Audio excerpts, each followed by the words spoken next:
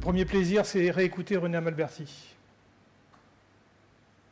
Vous l'avez, pour ceux qui ne le connaissaient pas, ils sont rares, bien sûr, c'est un plaisir infini. Alors c'est un plaisir douloureux pour moi parce que vous savez, c'est comme le dessert de mon enfance, quand on avait une tranche de pain et une barre de chocolat, vous avez eu la barre de chocolat. Et je vais être la tranche de pain. En tout cas, je vais vous parler d'une culture de sécurité industrielle, au sens que la culture, c'est ce qui reste lorsqu'on a tout oublié. Itinéraire d'un enseignant-chercheur en génie chimique au royaume de la sécurité. Je vais vous dire des choses un peu éparses, justement, dans mon grand oubli, ce que j'ai pu en quelques instants rassembler pour vous parler de ces sujets. Alors, quand on est enseignant en génie chimique, vous êtes ici dans l'école des métiers de la chimie, et moi j'étais du versant génie chimique, vous êtes ici dans l'amphi de l'NCA 7. Tiens, au passage, vous avez vu les décorations tout autour.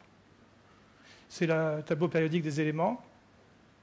Ce sont des collégiens et des lycéens qui, dans le cadre du concours de la chimie, ont fait chacun un tableau. Je ne sais pas s'il est complet, d'ailleurs, vous me direz en sortant s'ils n'ont pas des éléments. Mais en tout cas, ça fait un fort bel amphi. Alors, la culture de sécurité, qu'est-ce qu'on enseignait depuis les années 80 ? C'est une chose qui est venue très, très vite, ça, la culture de sécurité dans les écoles d'ingénieurs, dans les métiers de la chimie. Il y avait une école précurseur, c'était Mulhouse. Mulhouse, vous voyez, d'ailleurs, un paradoxe douloureux, c'était vraiment une école qu'on considère comme pionnière en matière d'enseignement de la sécurité, qui a inspiré la fédération Gay-Lussac, le club des écoles de chimie, pour propager justement ces bonnes pratiques en matière d'enseignement. Et c'est l'école qui a eu l'accident de laboratoire de recherche le plus grave de ces dernières années. Voilà, c'est un des paradoxes que je livre comme ça à vous. Bien, alors on a tous enseigné des choses, les risques chimiques et procédés, les fiches produits, les bonnes pratiques de laboratoire, les EPI, tu évoquais ça René tout à l'heure, le port des équipements de protection individuelle, les méthodes d'évaluation, on les a vues au passage, tu les as pas citées parce qu'elles étaient nombreuses, on a commencé par les ASOP ici, parce qu'elles venaient d'ailleurs des métiers de la chimie, les analyses AMDEC, je ne vais pas les développer du tout. Simplement dire qu'au-delà de la problématique d'évaluation de risque, dans des situations plus ou moins complexes, au bout du compte, ces méthodes étaient une première façon de construire des esprits d'équipe. On faisait du team building à travers une analyse parce qu'on mettait des partenaires différents, des acteurs avec des compétences et des métiers différents, et on les amenait à centrer leurs pensées par rapport à un fil conducteur qui s'appelait ASOP ou AMDEC, mais c'était surtout ça. Mais souvent, c'est vrai qu'on restait... C'est des acteurs qui avaient des métiers différents, des compétences différentes, mais vraiment dans un cercle assez circonscrit, plutôt technique. Et ce n'est que plus tard que j'ai compris, en dézoomant, en faisant un grand zoom arrière, que les problématiques de la sécurité allaient bien au-delà des problématiques de sécurité intrinsèque des procédés. Voilà.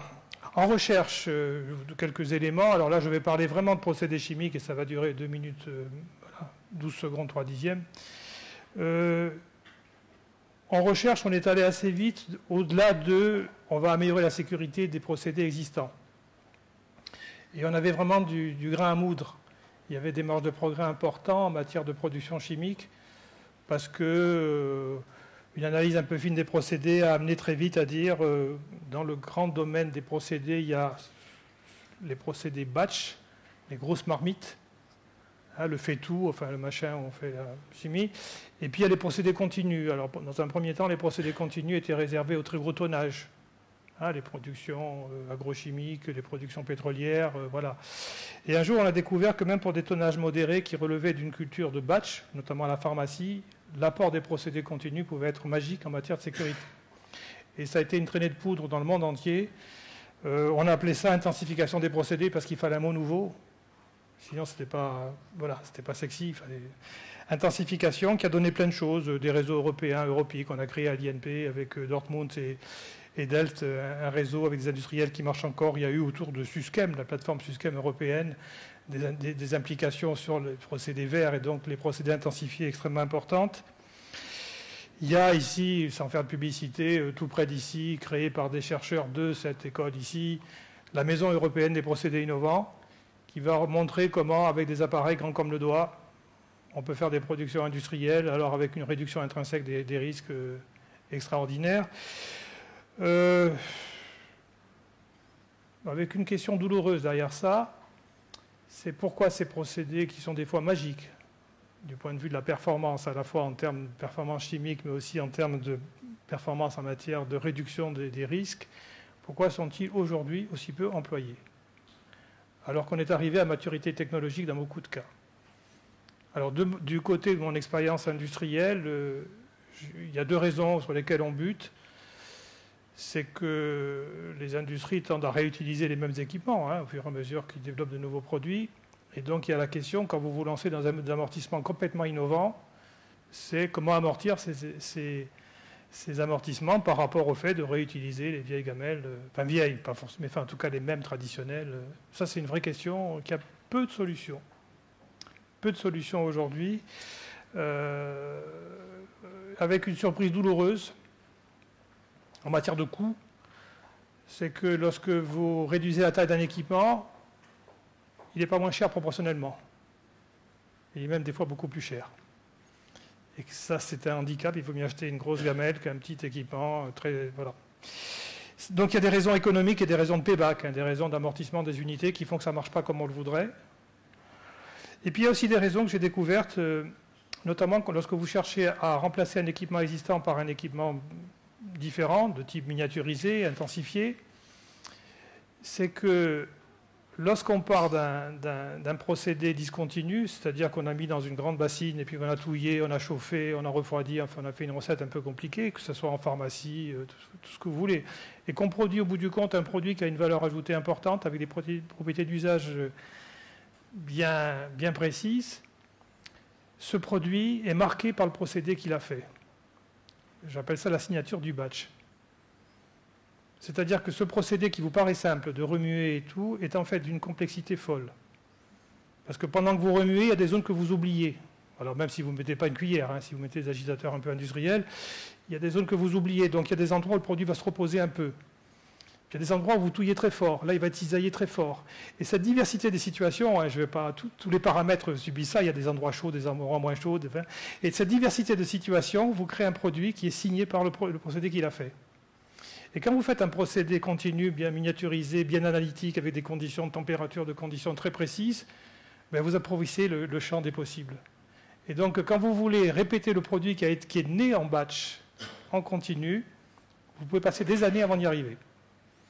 Et alors là, c'est douloureux. Alors bien sûr, la situation idéale que j'essaie de promouvoir, c'est de dire, attendez, puisqu'une fois qu'il est né en batch, dans sa marmite, le produit n'en sortira jamais, faites-le naître à la paillasse, en continu, de manière à ce qu'après, voilà, il puisse vivre sa vie comme ça.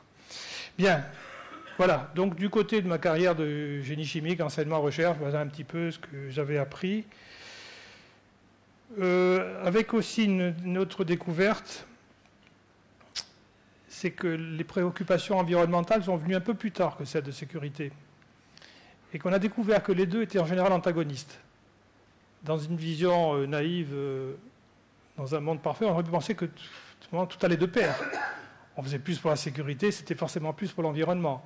Oui, on fait plus pour l'environnement en évitant les causes accidentelles de pollution. Mais sur la pratique quotidienne de l'environnement, ça allait en sens inverse. Je vais vous donner un exemple d'une tristesse, enfin, je veux dire d'une banalité affligeante. Le risque dans un réacteur chimique, c'est l'emballement. C'est-à-dire que la réaction s'accélère au point que vous ne pouvez plus refroidir assez vite et que ça s'auto-accélère, et voilà. Alors, il y a une méthode simple pour éviter l'emballement, c'est diluer. Au lieu de mettre des produits concentrés, on les dilue dans du solvant parce que comme ça, la réaction est plus paisible. Puis des fois, on a la chance que la dilution affecte de manière à peu près équivalente l'ensemble des processus. Donc, vous ne faites que perdre du temps. La réaction est moins rapide, mais en tout cas, elle est plus sûre. Mais au passage, vous avez bourré votre réacteur de solvant pour 10 grammes de produit.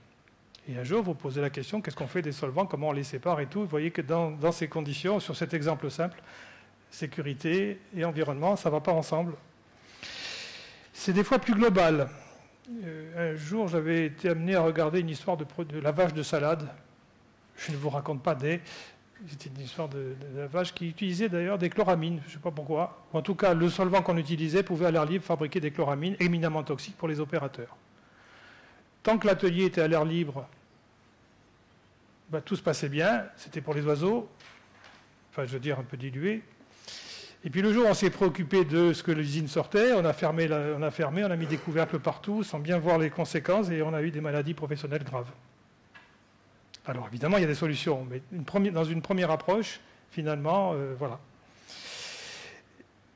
Et puis finalement, et je ne voudrais pas que Jacques Mignard me fasse les gros yeux, parce que je ne suis pas du tout en train de parler des causes d'AZF. Mais quand on regarde la question que c'était posée d'AZF, on s'aperçoit de deux choses. C'est que dans nos esprits un peu étroits d'ingénieurs, on pensait sécurité procédé. Et donc toute la partie noble, là où on transforme les machines sous pression, voilà, là on a une vision assez précise, on a des modèles, tout ça.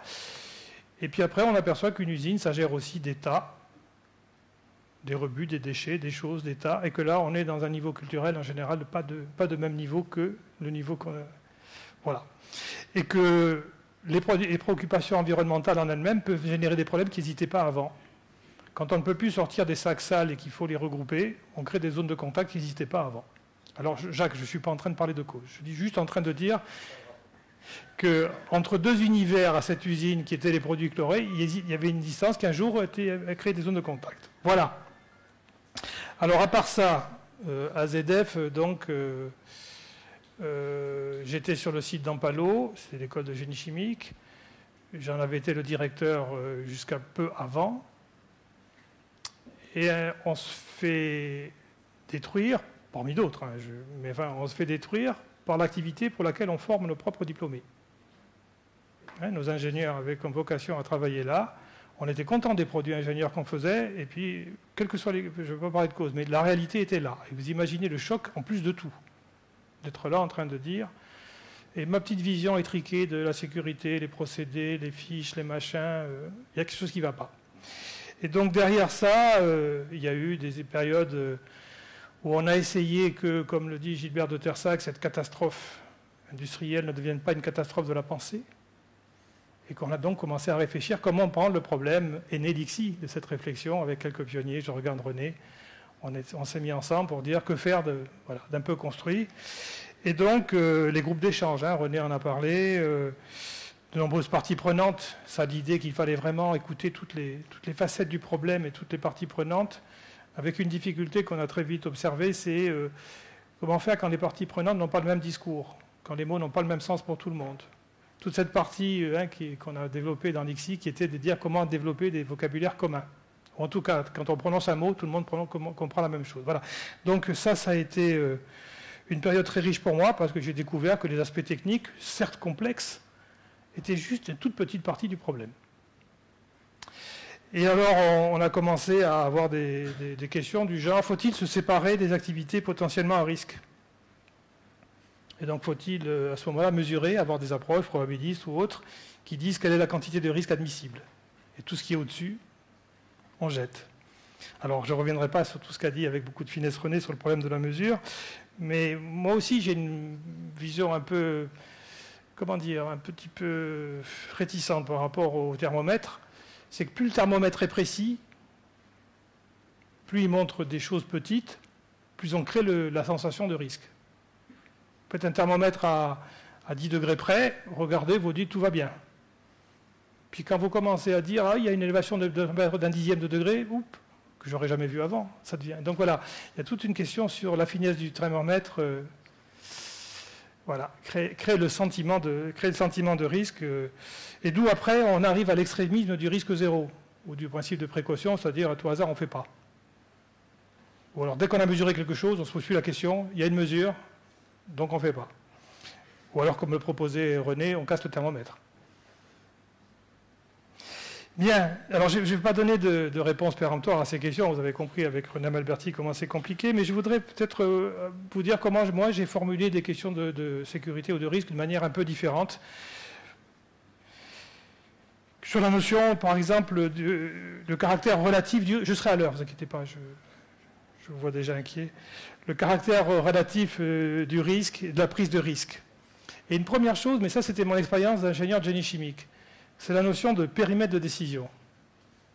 Le chimiste, il ne sait pas faire ça. Hein. Il compte ses molécules, une bleue, alors je mets la bleue là, la jaune, tout ça, il compte une à une. En génie chimique, d'abord on dessine un volume de contrôle. On dit quelle est l'enceinte sur laquelle je veux mesurer. Qu'est-ce qui entre, qu'est-ce qui sort, qu'est-ce qui s'accumule, qu'est-ce qui est créé. Cette façon de regarder les choses est fondamentale, mais elle pose la question, mais voilà, où est la zone? Est-ce que je prends un petit problème? Est-ce que je prends plus grand? Je vais vous donner des exemples très comme ça, un peu bizarres, hein, pour vous faire comprendre que c'est souvent un problème aigu et complexe à la fois. La prise de risque ne peut pas être prise comme une valeur absolue. Elle est relative à ce fameux périmètre. Alors, j'ai l'exemple de l'alpiniste. Pourquoi j'ai choisi le malheureux alpiniste? J'aurais pu choisir celui qui fait du deltaplane ou du parapente. Mais en tout cas, c'est la question de quelqu'un qui veut pratiquer une activité à risque. Et si le volume de contrôle, c'est lui, alors vous dessinez le bonhomme, hein, comme ça, vos volumes de contrôle, les deux bras, enfin, il n'est pas allé à la clinique américaine, donc il a les deux bras. Voilà. Et donc, lui, quand il fait son analyse, il dit mon plaisir est immense, je peux tolérer un risque important. Et si je ne me casse pas la gueule plus d'une fois sur 10, tout va bien. Ça, c'est périmètre de contrôle ramené à l'alpiniste. Alors après, il y a sa famille. Alors j'ai élargi un peu le volume de contrôle, sa famille, sa femme. Il y a les aspects humains, douleur, il y a les aspects économiques. La famille, déjà, regarde le plaisir qui n'est pas le sien, hein, regarde au niveau du groupe, en intégrant le plaisir du bonhomme par rapport au plaisir de la famille. Et puis après, elle dit attends, tu iras un peu moins souvent parce que. Et si on prend la société qui paye les hélicoptères, les gendarmes, tout ça pour aller chercher le bonhomme quand il sait. Donc dans ce cas, la société n'a aucun plaisir à ce qu'il fasse de l'alpinisme. Et donc, elle pourrait très facilement dire qu'il faut interdire l'alpinisme.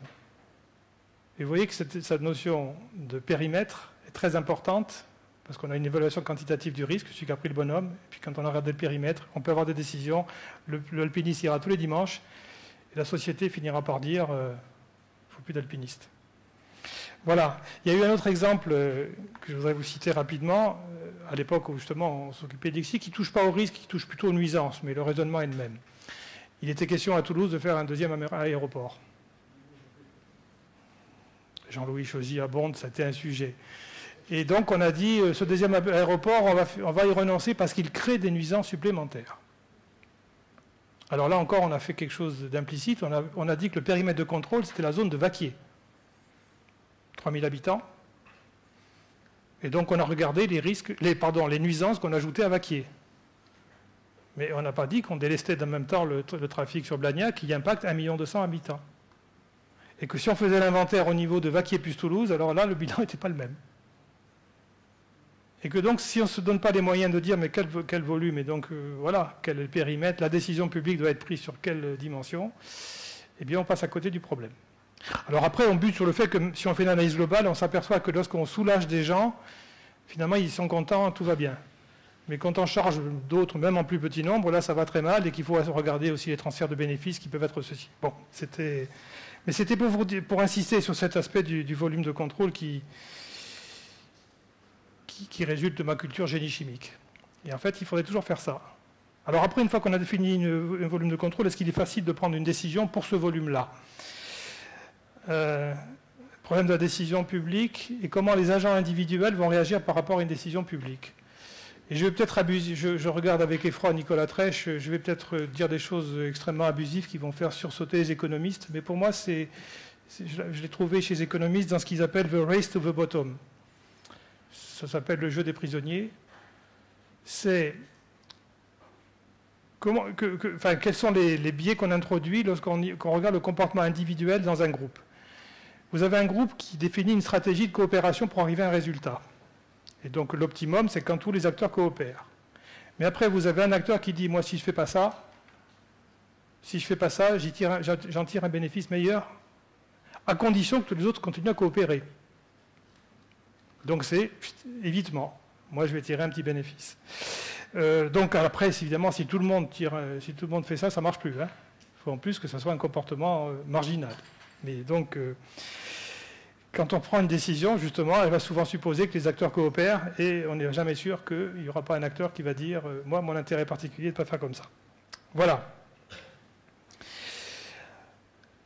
Pour la décision publique, et en reprenant le thème de ce que j'ai dit implicitement, les analyses coûts-bénéfices, là encore, Nicolas Trèche, je ne voudrais pas qu'il me tue après, il y a eu une façon de dire on va dollariser à la fois le bienfait et on va dollariser le risque.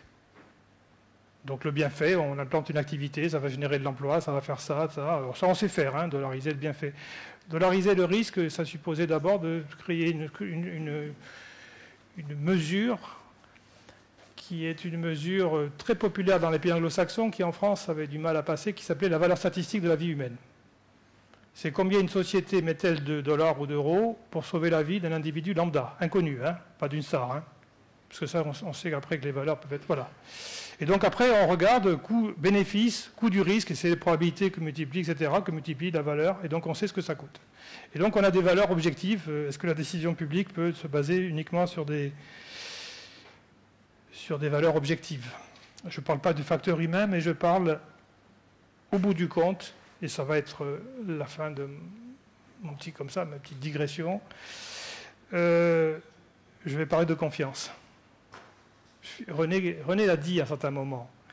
Au bout du compte, dans une société qui n'est pas confiante, vous pouvez faire ce que vous voulez. Plus vous parlez du risque, plus vous essayez de transparent, plus vous créez le sentiment de risque. Et c'est le syndrome d'ailleurs de Wikipédia et d'Internet par rapport aux maladies. Hein. On balance de l'information, comme ça, les gens la piquent comme ça, et au bout d'un moment, ils ont toutes les maladies. Enfin, vous aussi, moi aussi, si je fais ça. Donc il y a toute une problématique de... Ça ne sert à rien tout ça si on ne rétablit pas un climat de confiance. Alors pour être confiant par rapport au risque, il peut y avoir deux attitudes. Une qui consiste à dire on sera confiant lorsqu'on aura en face de nous des opérateurs, je regrette que René, parce que c'est son expression, enfin, son parti, le travailleur lambda équiformé.